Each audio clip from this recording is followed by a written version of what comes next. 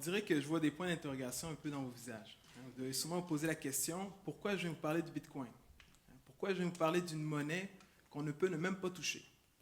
Rassurez-vous, aujourd'hui, moi, je vais vous parler de la raison qui est devenue une vision pour me lancer en affaires. Puis il s'avère que c'est la même vision qui motive d'autres entrepreneurs comme moi et des développeurs à travailler ensemble et faire du Bitcoin possiblement la plus grande révolution après Internet. Alors, quelle est cette raison? Qu'est-ce qui fait à la fois réagir les détracteurs et les adeptes du Bitcoin? Eh bien, c'est la possibilité ou même l'éventualité d'un monde décentralisé. C'est de ça qu'il est question. Et puis, ce concept vient perturber notre cadre de référence. Pourquoi? Parce que, en fait, on n'est pas dans un monde décentralisé. Notre univers, il est centralisé. Alors, il y a 4 thèmes très importants pour qu'un système décentralisé puisse fonctionner.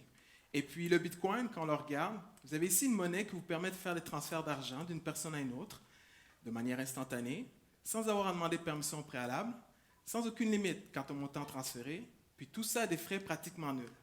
Et c'est possible, pourquoi? Parce qu'au lieu que cette monnaie soit contrôlée par des banques et des gouvernements, mais l'information, en fond, c'est géré par des milliers d'ordinateurs à travers le monde qui s'échangent l'information de manière peer-to-peer. Donc, c'est comme un grand registre comptable. Et, en fond, à mon avis, depuis 7 ans, le Bitcoin, c'est une expérimentation pour nous démontrer qu'un système décentralisé est viable parce qu'il répond à ces 4 thèmes, l'accessibilité, la liberté, la protection de la vie privée et la transparence. Donc, parlons un peu de moi. Ça, c'était moi en Afrique. En 1994, donc moi, je suis un Québécois d'origine du Rwanda. Ma famille et moi, nous étions au pays. Et puis, c'était au moment de la guerre. Et vous pouvez l'imaginer, c'était le chaos total. Et à ce moment-là, les banques, les commerces, c'est plus rien qui était accessible. Et donc, mes parents devaient se fier sur le peu d'argent de poche qu'ils avaient sur eux. Et cet argent-là, ils ont dû le cacher pour franchir la frontière, parce qu'évidemment, les milices, c'était sauf qui peut. C'était la loi de la jungle, comme on dit. Et donc, ils ont dû cacher cet argent dans les bas de mon père et aussi dans la couche de ma petite sœur qui était née 2 mois plus tôt. Et la raison pour laquelle on fait ça, évidemment, je vais nous l'expliquer. Mais heureusement, on était en mesure de franchir la frontière sans problème. Et puis, donc, les milices n'ont pas pu découvrir l'argent qui était caché sur nous. Je vous raconte cette petite anecdote parce que j'ai remarqué que dans les moments de crise, dans les moments d'instabilité, il n'y a rien qui est garanti. Puis, vous avez beau être une célébrité, quelqu'un d'important, un ministre de l'Intérieur, comme on dit, mais vous ne pouvez pas garantir à 100% la propriété de vos avoirs. Puis ça, c'est une situation qu'on retrouve actuellement un peu partout dans le monde. Vous pouvez penser à ce qui se passe en Grèce, en Syrie ou à Chypre. Vous savez, il y a 2 ans, ce pays-là était au bord de la faillite. Et puis, il y a eu des lois draconnières qui ont été votées, qui ont imposé aux gens des taxes extraordinaires sur leur compte à la banque. Et aussi, le pire là-dedans, c'est qu'ils ne pouvaient rien y faire. Il y avait même des limites de transactions. Donc, vraiment, l'accessibilité, c'est l'un des thèmes les plus importants qui m'a attiré vers le Bitcoin, comme tant d'autres, parce qu'il a tout son sens. Il permet aux gens, dans des situations de crise, de garder le contrôle de l'argent et aussi de pouvoir y accéder en tout temps.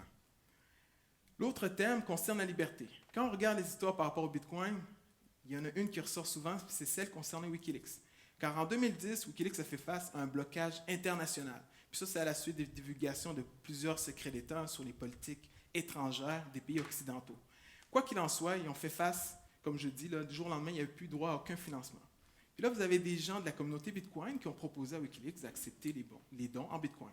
Pourquoi pas, rendu là. Et puis quand on regarde sur l'adresse qui est disponible sur Internet, donc tout le monde peut aller vérifier toutes les transactions, donc c'est transparent, vous pouvez voir toutes les entrées-sorties, on voit que c'est près de 1,9 million de dollars, ça c'est en dollars canadiens, qui ont été envoyés par des gens comme vous et moi, qui ont été sensibilisés par la cause de Wikileaks. Donc là, il y a plusieurs manières de voir ça.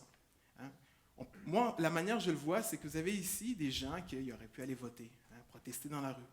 Mais au lieu de ça, ils ont utilisé une technologie, donc un autre venu pacifique, pour exprimer leur liberté d'expression. Et puis cet exemple de Wikileaks m'amène au 3e thème, qui est la transparence. Donc, on le sait, c'est très difficile pour le simple citoyen de venir auditer les chiffres qui nous ont offerts, tous les chiffres d'ordre public, toutes les données, tout ce qu'on nous dit à la télé, c'est difficile de venir l'auditer. Et puis l'exemple de Wikileaks nous démontre qu'il est possible de voir en temps réel les transactions qu'ils ont eues en Bitcoin et de voir où est-ce qu'ils ont alloué cet argent. Donc maintenant, imaginez-vous un monde idéal où on va être capable de voir notre don qu'on a fait à une œuvre de charité, combien est allé pour des frais d'administration, ou combien est allé pour la supposée école qui a été construite en Afrique, par exemple. Ou encore mieux, on va pouvoir demander ou exiger à un gouvernement qui nous montre notre argent, où est-ce qu'il va, c'est quoi les contrats publics qui sont signés. Tout ça va être possible d'une manière sans que les gens aient à se casser la tête pour le faire. Et le dernier thème, et non le moindre, c'est la protection de la vie privée. Depuis 20 ans, on a cette liberté de pouvoir communiquer entre nous via Internet, mais malheureusement, on voit que cette liberté a un prix à payer. Puis là, je vous parle des révélations de Snowden, cet ancien agent de la National Security Agency, qui vient faire des révélations assez troublantes sur les programmes d'espionnage et aussi toutes ces applications cachées qui viennent collecter nos données dans nos appareils mobiles. Et puis c'est là que le Bitcoin amène de l'espoir. Pourquoi? Parce que cette technologie nous permet maintenant de transférer de l'argent sans se soucier que nos informations bancaires, qui sont sensibles, puissent être interceptées. Et cette capacité, elle commence de plus en plus à être répliquée pour nos messages textes, nos photos, nos vidéos, bref, tout souvenir qu'on veut s'échanger via Internet. On commence à utiliser la même technologie, donc de crypter nos données. Alors, comme j'ai dit tantôt, il y a 4 thèmes très importants pour qu'un système décentralisé puisse fonctionner. Et puis depuis 7 ans, vraiment, le Bitcoin, à mon avis, une expérimentation pour démontrer qu'un système décentralisé est viable. Et puis, on va se le dire, je vous parle beaucoup du bien, mais on s'entend que si c'est bon pour le bien, il y a des gens aussi qui vont l'utiliser pour le mal. Il ne faut pas se le cacher. Mais l'important, c'est que l'argent, c'est le nerf de la guerre. C'est l'incitatif qu'on retrouve dans chaque système, chaque domaine. Puis on a été en mesure d'enlever ce contrôle des banques et des gouvernements, ce qui est, à mon avis, l'élément le plus difficile. On est en train de le faire avec le Bitcoin. Maintenant, pouvons-nous répliquer ce domaine et l'appliquer à d'autres? En fait, pouvons-nous répliquer ce modèle et l'appliquer à d'autres domaines afin qu'il soit plus transparent, plus accessible et où les gens vont être libres? C'est de ça qu'il est question. Et puis c'est pour ça aussi que ça va au-delà du Bitcoin et que ça va dans les autres directions. Car que ces technologies soient utilisées massivement ou non, ça n'a plus vraiment d'importance. Juste le fait qu'elles existent, ça nous demande de nous réinventer et d'innover dans nos vieilles manières de faire. Puis ça, là, pour un entrepreneur comme moi, là, c'est une raison qui est devenue une vision pour me lancer en affaires. C'est ce qui explique aussi pourquoi vous avez d'autres entrepreneurs comme moi qui prennent autant de risques pour se lancer dans de nouveaux modèles d'affaires qui n'existaient pas auparavant. Et pourquoi vous avez des développeurs, pour la grande majorité, ils ne se sont jamais rencontrés, ils ne se connaissent pas, mais ils travaillent ensemble pour améliorer ce logiciel libre et en faire possiblement la plus grande révolution après Internet. Merci.